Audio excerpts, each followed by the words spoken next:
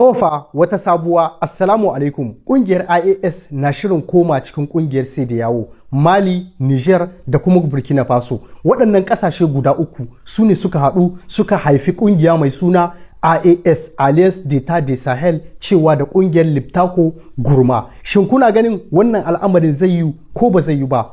Ku zo mu je mu ji. Assalamu alaikum wa rahmatullah. Mai magana Al-Amin Ali dan talaka ikon Allah, amanan Baba Cani, ba gaba da gaba ba, ko ta baya sai an shirya, ko gidansu mutum kafi mutum, dan talaka ikon Allah. Wannan kirarin nawa ne na kaina. Jama'a ina muna barka da shigowa watan Ramadan, wata mai albarka, wata mai alfarma, watan neman gafara. Jama'a zan yi amfani da wannan dama ina roƙon alfarma zuwa ga kowa da kowa da yake cikin duniya wanda ka san na maka laifi, to ina roƙon ka gafara ka yafe mini, ni ma wanda na sani na yafe maka, amma banda in kuɗaɗe. Idan ka san ina bin ka bashi to ka mayar min da kayana, ban yafe ba wannan, amma laifi tsakanina da kai na yafe, kai ma ina baran ka yafe mini.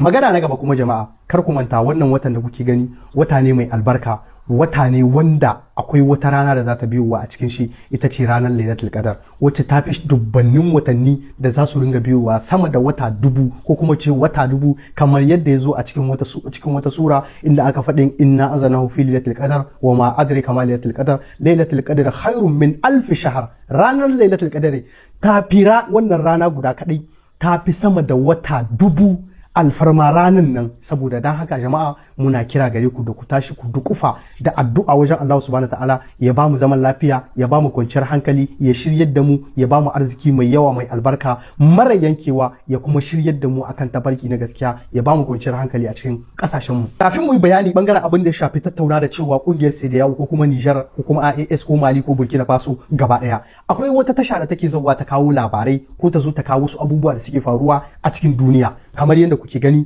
wannan tashan ta zo ta yi wani bayani da ta fidda a ƙarshen shekara ta 2024, wanda 'yan Nijar da dama yau sun yi ni tsakanin jiya da sauransu suna tattauna akan wannan magana, suna ganin cewa wannan maganan kaza ne, wannan maganan kaza ne, inda aka fito da sanarwar cewa a duk cikin faɗin duniya babu inda 'yan ta'adda suka fi kashe-kashen al'umma kamar ƙasar Burkina Faso. Ni da ina saurare sai ko kuma da ina karanta sai na ce a'a, an yi kuskure ne.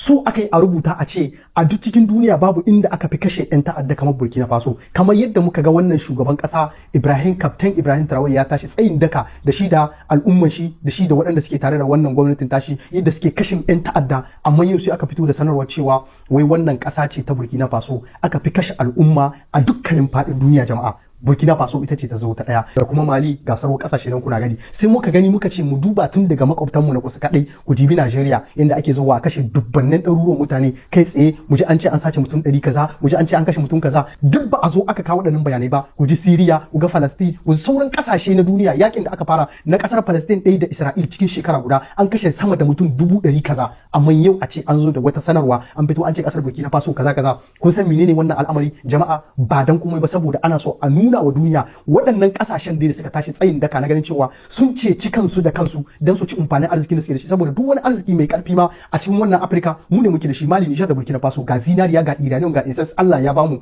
Amma ana bakin cikin masu kuɗaɗe na duniya su zo su kafa kamfanoni a cikin ƙasashen mu, saboda duk wani mai kamfani idan aka ce mai ƙasa kaza akwai tashin hankali, to ba zai zo ya zuba kuɗin shi, bai zuba hannun jari shi da ya kafa wani kamfani ba. To waɗannan tashoshin da kuke gani suna tallane domin su ɓata wa ƙasashen mu suna, dan kar a zo a yi kamfanoni a cikin ƙasashen mu. An fi son mu yi dai tashi muna zuwa cirani a wata ƙasa, muna shiga cikin kamfanoni muna ayyuka. Yau gashi nan misali da 'yan Nijar, zaka ga akwai 'yan Nijar ustan motoci, akwai 'yan Nijar ustan asensar, zaka ga akwai 'yan Nijar ustan wurin da aka yi makarona, akwai 'yan Nijar ustan kaza ustan kaza. Ma'aikata ne na kirki waɗanda sun yi waɗannan ayyuka, amma ba cikin ƙasar Nijar suke ba, suna a wasu ƙasashe. Me yasa a ƙasar su babu ba saboda an nuna wa duniya waɗannan ƙasashen suna da tashin hankali, ba za a iya a zo ba a kafa kamfanoni a cikin ƙasa balle 'yan ƙasar su samu aiki har ƙasar su ta zama lafiya ba. Da haka ire-iren waɗannan labarai da kuke gani ana fitowa ne da su ba dan komai ba, dan a ci gaba da ɓata wa ƙasashen mu suna. Muna fatan Allah mai komai ya kawo da ƙarshen waɗanda 'yan bala'i da suke ta zuwa a kowane lokaci na ganin sun ɓata ma ƙasashen mu suna. Idan muka dawo gida ƙasar Mali, a yau 8 ga watan Maris shekara ta 2025, shugaban ƙasar Ghana wanda ake ce ma Jean Dramani ko idan ban manta ba Mohammed ya sauka a ƙasar Mali a babban birnin ƙasar cewa da Bamako, inda ya samu tarba ta musamman ga shugaban ƙasar General Darmei Assimi Goita, inda aka yi mai tarba ta musamman. Menene makasudin wannan ziyarar tashi a matsayin shi na shugaban ƙasar Ghana? Kamar yadda muka samu labarai a satin da ya gabata da shi da shugaban kasar Cote d'Ivoire Alassane Ouattara idan ban manta ba sun zauna a saman wani tabul ko kuma in ce sun yi tsaye a saman wani tabul inda suke tattauna na ganin cewa ya kamata waɗannan ƙasashe na IAS a san hanyar da za a bi a ga an dawo da su cikin wannan kungiya ta CEDEAO, saboda kungiyar CEDEAO tana da buƙatar waɗannan ƙasashe guda uku. Kungiya ce wadda tana da yawa, ta fi su yawa, maimakon a ce ku uku kuke to ya kamata a ce kuna ku 15 kamar yadda wannan sabbatun da surutun nasu yake. Idan ba ku manta ba ko a kwanakin baya zababben shugaban kasar Senegal Basiru idan ban manta ba shi ma an yi bi ta karkashin shi na ganin cewa yayi sulhu da waɗannan kasashen har a ga sun dawo daga cikin kungiyar CEDEAO, amma hakan bata samu ba. To shine aka zo kuma aka bi da shugaban kasar Ghana na abin da tattaunawa ya ga idan za a samu sulhu solution yanzu turawa ta bakin ku a ga an dawo da waɗannan kasashe guda uku. Sai zama CEDEAO ta yi babbar mantuwa.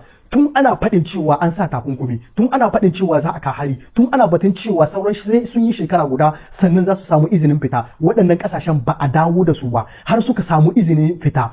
Suka bi duk wata doka ta CEDEAO na ganin cewa sun fita daga cikin wannan kungiya har dokar ta kai kuma suka fita suka kafa tasu kungiya har suka fito da darafanta har suka fito da fasfo ɗinta. Duk CEDEAO yau bata samu nasarar dawo da waɗannan ƙasashe ba, daidai da waɗannan ƙasashen sun ci gaba da tafiyar su. Yau za a cewa a tura wani shugaban ƙasa dan ya je ya tattauna da su a ga wai idan ya samu kofa na ganin waɗannan ƙasashen sun dawo. Kuna ganin wannan al'amarin zai yi ba? To babban abin tambaya a nan da muke so mu yi wa kowa da kowa dan ya bamu amsa, shin wai idan kungiyar CEDEAO ta kasa samun dama duk yadda take so na ta ganin cewa ta dawo da waɗanga ƙasashe a cikinta, idan ta zo ta sa takunkumi na sama da ƙasa tsakaninta da ƙungiyar IAS, me zai faru? Misali Ghana, Cote d'Ivoire da sauran ƙasashen su ce daga yau sai yau duk wani ɗan ƙasa na CEDEAO sai ya zo da biza, kuma sun hana a ƙetare ƙasar su a je ƙasashen turai a zo a so abinci ko abin da shafi haka. Shin ya zaman zai kasancewa tsakanin IAS da kuma CEDEAO? Ku ba mu ra'ayinku a cikin comment, ba fata muke ba. Vive le Niger!